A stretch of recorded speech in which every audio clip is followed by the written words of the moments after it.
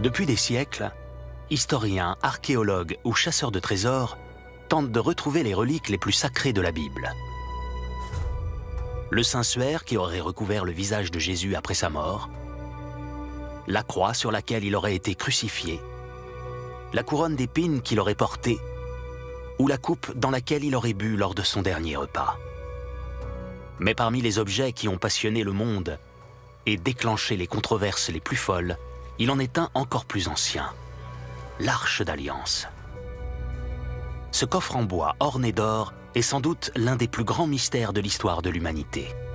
Un trésor sacré convoité par toutes les religions qui a disparu depuis 25 siècles. Il est censé avoir renfermé les 10 commandements gravés sur des pierres et donnés par Dieu à Moïse. Selon la légende, l'objet serait doté de pouvoirs extraordinaires.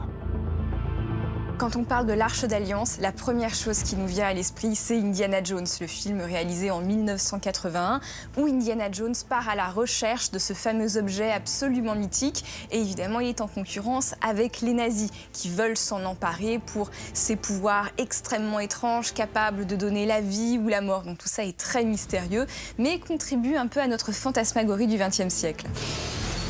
Les gens de ma génération ont grandi avec Indiana Jones. Alors une histoire racontant que l'arche serait une arme terrifiante, une sorte de bombe nucléaire biblique, c'est vraiment intéressant et passionnant. L'arche rassemble 3 éléments principaux de la Bible: Moïse, les 10 commandements et les Israélites. Donc ces 3 éléments mis en commun sont représentés par l'Arche d'Alliance.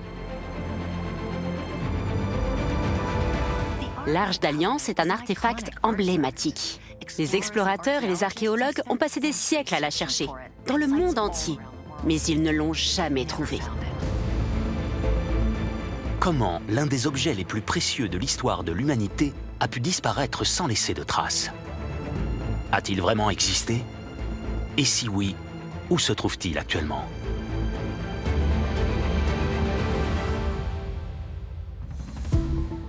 Pour tenter de percer le secret de l'Arche d'Alliance, il faut remonter aux origines de l'histoire, là où tout a commencé, entre l'Égypte et l'Israël.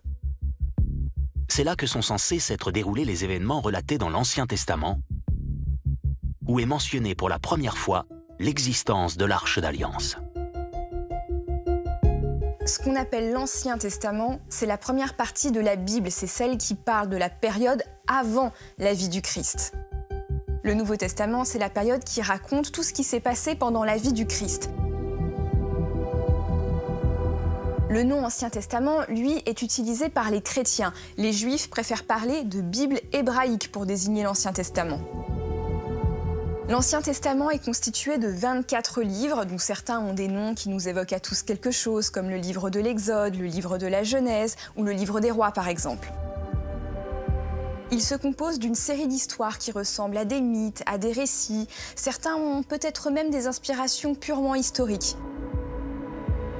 On pense qu'il a été écrit vers le 7e siècle avant Jésus-Christ et probablement par plusieurs auteurs. Il est même tout à fait possible que d'autres auteurs aient rajouté des fioritures ou des passages à des textes plus anciens, ce qui fait que finalement, l'Ancien Testament est un texte composite qui n'a abouti à la version que l'on connaît aujourd'hui qu'assez tardivement. Quand on est historien, il faut être extrêmement prudent quand on travaille sur la Bible. Bien sûr, on sait que certaines histoires qui sont évoquées ont en partie au moins une réalité historique, mais d'autres relèvent d'une forme de mythe ou de symbolique, des paraboles par exemple. Il faut donc essayer de démêler ce qui relève de l'histoire avec un grand H et des petites histoires qui nous racontent quelque chose.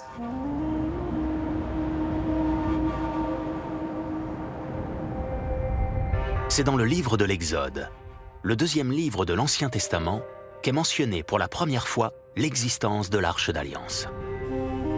Ce livre raconte l'histoire des Israélites, une civilisation qui vivait en Égypte et dont les membres avaient été réduits à l'esclavage par un pharaon. Le terme israélite était utilisé pour désigner le peuple hébreu qui vivait dans l'actuel Israël au 1er millénaire avant Jésus-Christ. Selon les textes anciens, les Juifs auraient vécu en Égypte il y a très longtemps. Ils étaient maltraités par un pharaon extrêmement cruel et Dieu serait apparu à Moïse et lui aurait confié une mission. Alors car Moïse, c'était un berger qui était déjà âgé de 80 ans, et son rôle était de faire sortir les Juifs de l'Égypte. Pour ça, il fallait échapper au Pharaon. C'est ce qui a donné une très longue errance dans le désert jusqu'au retour à la terre d'Israël. Et c'est cette longue histoire que nous raconte justement le livre de l'Exode.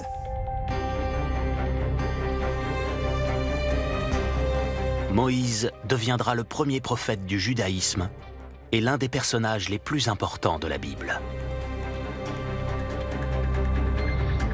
À travers les écrits du livre de l'Exode, on découvre les étapes du long périple de Moïse et de son peuple à travers le désert. Un voyage dantesque qui les mènera d'Égypte jusqu'au pays de Canaan, une région située sur la rive orientale de la mer Méditerranée, qui correspond aujourd'hui au territoire réunissant la Palestine, Israël, l'ouest de la Jordanie, le Liban et l'ouest de la Syrie, où ils finiront par s'installer.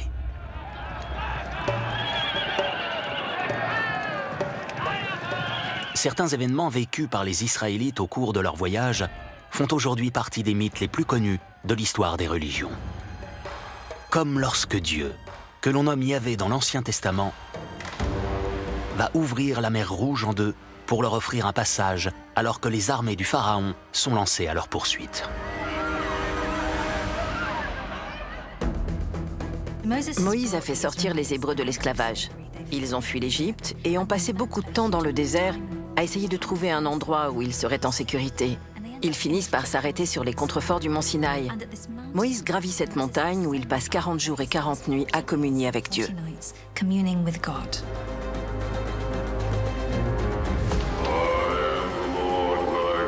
Dans l'Ancien Testament, c'est au sommet de cette montagne, située au nord-est de l'Égypte, dans le sud du Sinaï, à près de 2285 mètres d'altitude, que Moïse reçoit de Dieu ce que l'on appelle le Décalogue, les tables de la loi, les 10 commandements gravés sur la pierre et qui donnent aux hommes les instructions de ce qui leur est autorisé et de ce qui leur est interdit.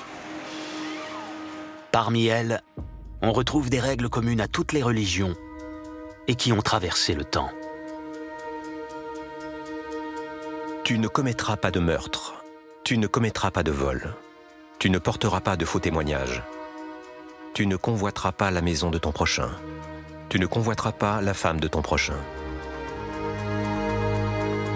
Et c'est un peu plus loin, au chapitre 25 du livre de l'Exode, entre les versets 10 à 21, que l'on découvre que Dieu aurait alors fourni à Moïse des instructions précises pour le transport des tables de la loi. Il lui aurait demandé de fabriquer un conteneur en bois, recouvert d'or, pour les conserver à l'intérieur et les transporter jusqu'à la terre promise. On fera une arche en bois d'acacia. Tu la plaqueras d'or pur. Tu couleras 4 anneaux d'or que tu attacheras aux 4 pieds de l'arche. Tu feras des barres en bois d'acacia. Tu les plaqueras d'or. Et tu les introduiras dans les anneaux des côtés de l'arche pour pouvoir la porter. Tu placeras dans l'arche le témoignage que je te donnerai.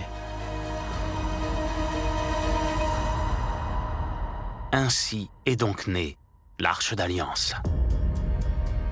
Les versets suivants donneront encore plus de précision sur sa conception.